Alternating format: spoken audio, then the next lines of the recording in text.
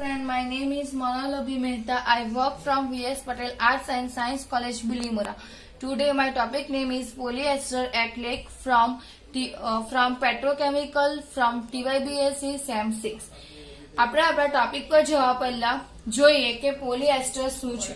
તો પોલિએસ્ટર એટલે એક પ્રકારનો પોલિમર છે કે જે પોલિમરાઇઝેશન કરીને બનાવવામાં આવે. તો પોલિમરાઇઝેશન કોનું કરવામાં આવે તો ડાયબેઝિક એસિડ અથવા ટ્રાઇબેઝિક એસિડ અને ડાયહાઇડ્રોક્સી આલ્કોહોલ અને ટ્રાયહાઇડ્રોક્સી આલ્કોહોલનું સંકલન કોપોલિમરાઇઝેશન કરીને એક પોલિએસ્ટર એક્રિલિક બનાવવામાં આવે. ત્યાર પછી પોલિએસ્ટર ઘણા બધી જાતના હોય, જેવા કે ડીએમટી, ડાયમિથાઇલ તરફથેલેટ, ટરથેલિક એસિડ, થેલિક એનહાઇડ્રાઇડ, પેન્ટાઇરિથ્રિટોલ વગેરે.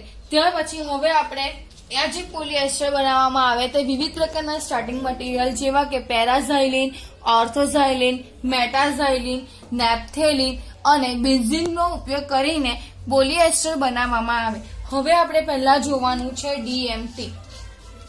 ડીએમટી એટલે ડાયમિથાઇલ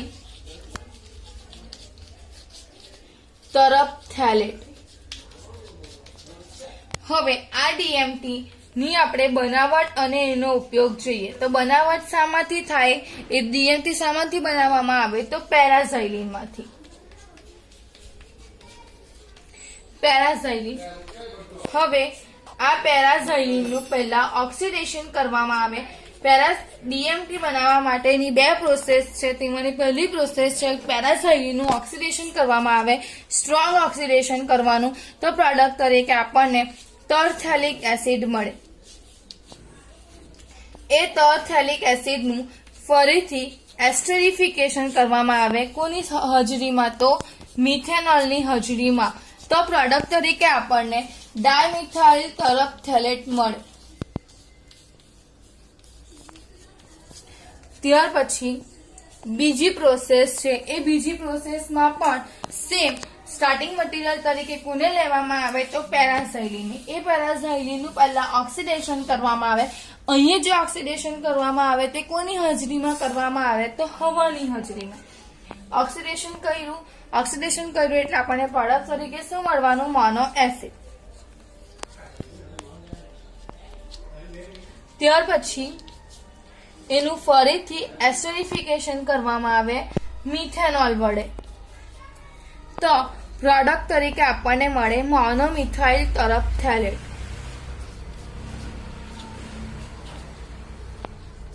હવે ત્યારબાદ એનું ફરીથી ઓક્સિડેશન અને શું કરવાનું? એસ્ટરિફિકેશન. કોના વડે કરવાનું? તો મિથેનોલ વડે. તો હવે પ્રોડક્ટ તરીકે આપણને શું મળવાનું? ડાયમિથાઇલ તરફથેલેટ.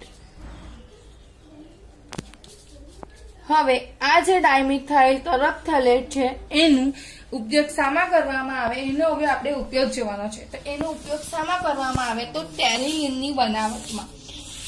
તમે અત્યાર સુધીના ઘણા બધા એવા રેસાઓ ભણ્યા હશો કે જેમાં ટેરીલિનને સ્ટાર્ટિંગ એટલે ટેરીલિનનો ઉપયોગ શામાં બનાવવામાં આવે તો ડીએમટીનો ઉપયોગ શામાં કરવામાં આવે તો ટેરીલિનની બનાવટમાં. હવે એ જે ટેરીલિન છે એ ટેરીલિનનો ઉપયોગ શામાં કરવામાં આવે તો કૃત્રિમ રેસાઓ બનાવવા માટે ટેરીલિનનો ઉપયોગ કરવામાં આવે.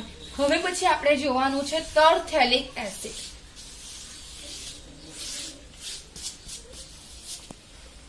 ટરથેલિક એસિડ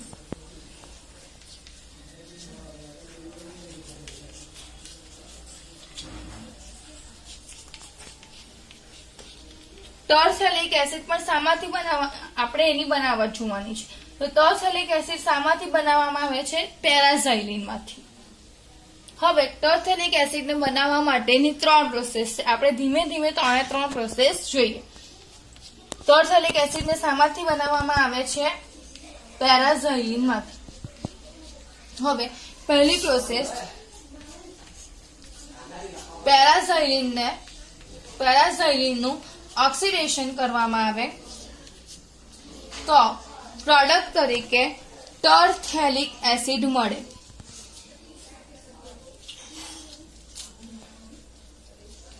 ત્યાર પછીની એક બીજી પ્રોસેસ છે, આ થઈ એક પ્રોસેસ. હવે પછીની બીજી પ્રોસેસ છે, એ પ્રોસેસમાં શું કરવામાં આવે તો સ્ટાર્ટિંગ મટીરિયલ તરીકે કોને લેવામાં આવે? પેરાઝાઇલિન. ત્યાર પછી એનું ઓક્સિડેશન કરવામાં આવે કોની હાજરીમાં? પ્રમોટર અને એસિટિક એસિડ ઉદ્દીપકની હાજરીમાં પેરાઝાઇલિનનું ઓક્સિડેશન કરવામાં આવે. ટેમ્પરેચર કેટલું મેન્ટેન કરવાનું હોય તો 110 થી 140 ડિગ્રી સેલ્સિયસ ટેમ્પરેચર, અને વાતાવરણ જે મેન્ટેન કરવાનું હોય તે કેટલું હોય? 30 દબાણે એની પ્રક્રિયા કરવામાં આવે. તો આપણને પ્રોડક્ટ તરીકે શું મળે? તો ક્રૂડ ટરફેલિક એસિડ મળે. ત્યાર પછી એનું વિવિધ નિસ્યંદન કરવામાં આવે. વિવિધ નિસ્યંદન કરીશું. નિસ્યંદન પ્રોસેસથી શું થાય કે આપણું જે આ ક્રૂડ છે તે શામાં ફેરવાઈ જશે? તો પ્યોર એટલે ક્રૂડ ટરફેલિક એસિડ છે એનું વિવિધ વિભાગીય નિસ્યંદન કરીને એને 99% પ્યોર ટરફેલિક એસિડ મેળવવામાં આવે. ત્યાર પછીની ત્રીજી પ્રોસેસ, આ જે પ્રોસેસ થઈ તે કઈ પ્રોસેસ હતી? Torre process. ત્યાર પછીની ત્રીજી પ્રોસેસ છે લ્યુમસ પ્રોસેસ. લ્યુમસ પ્રોસેસમાં પણ કોનો ઉપયોગ કરવાનો છે? તો પેરાઝાઇલિનનો.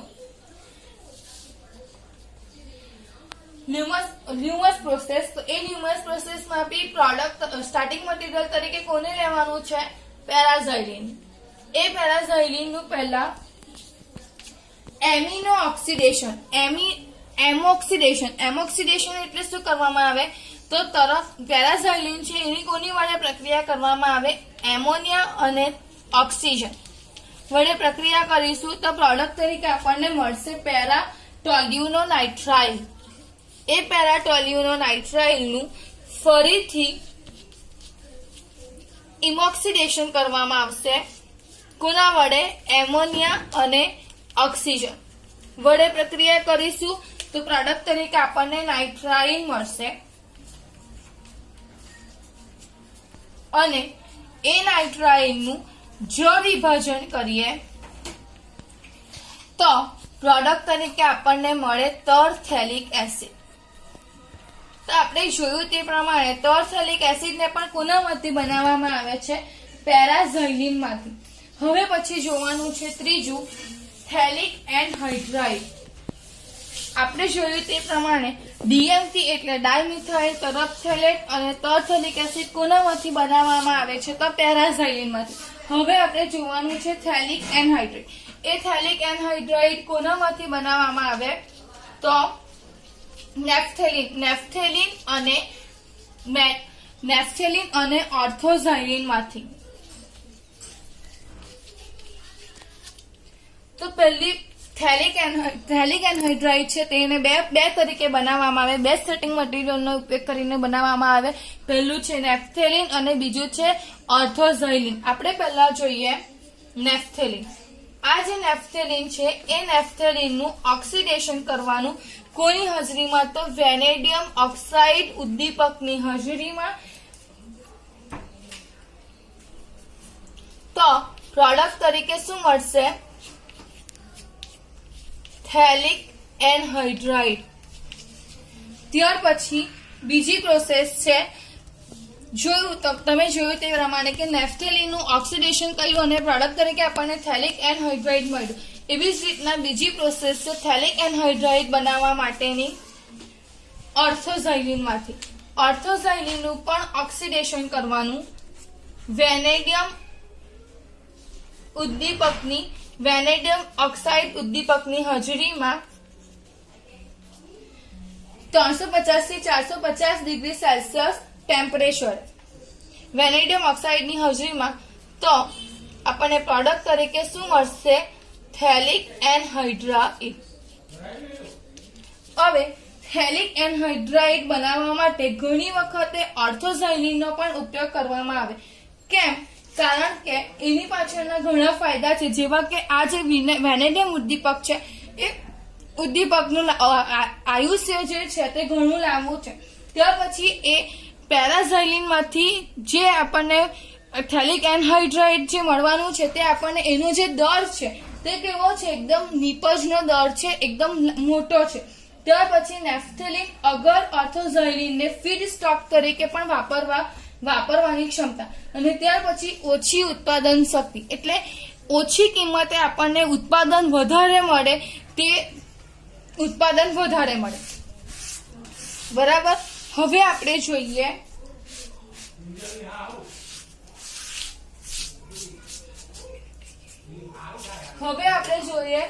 ટોલ્યુઇન ડાઇઆઇસોસાયનેટ. એ ટોલ્યુઇન ડાઇઆઇસોસાયનેટ એટલે એને શાના વડે ઓળખવામાં આવે? TDI. તો ટોલ્યુઇન ડાઇઆઇસોસાયનેટ શામાંથી બનાવવામાં આવે? સ્ટાર્ટિંગ મટીરિયલ તરીકે લીધેલું છે ટોલ્યુઇન. એ ટોલ્યુઇન નું પહેલા શું કરવામાં આવે? નાઇટ્રેશન. હવે નાઇટ્રેશન કોના વડે કરવામાં આવે? તો આપણને ખબર HNO3 અને H2SO4. તો નાઇટ્રેશન કરીશું એટલે પ્રોડક્ટ તરીકે આપણને શું મળશે? Toluene 2,4 ડાયનાઇટ્રો toluene. ત્યાર પછી એનું રિડક્શન કરવામાં આવે. રિડક્શન કોની વડે કરવામાં આવે? FeHCl.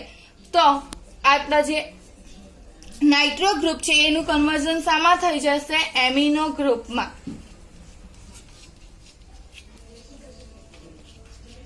હવે ત્યાર પછી આ જે પ્રોસેસ છે એ પ્રોસેસને ફોસ્જીન વડે, ફોસ્જીન એટલે COCl2 વડે એની પ્રક્રિયા કરવામાં આવે તો પ્રોડક્ટ તરીકે આપણને મળે છે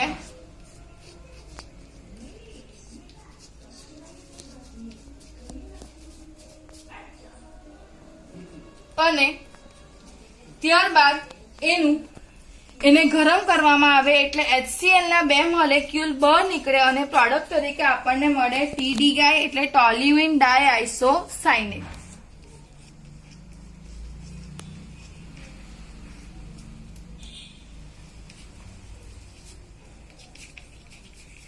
આ ટોલ્યુઇન ડાઇઆઇસોસાયનેટ નો ઉપયોગ વિવિધ આઇસોસાયનેટ જેવા કે MDI, HDI અને PMDI બનાવવા માટે એનો ઉપયોગ કરવામાં આવે. Thank you.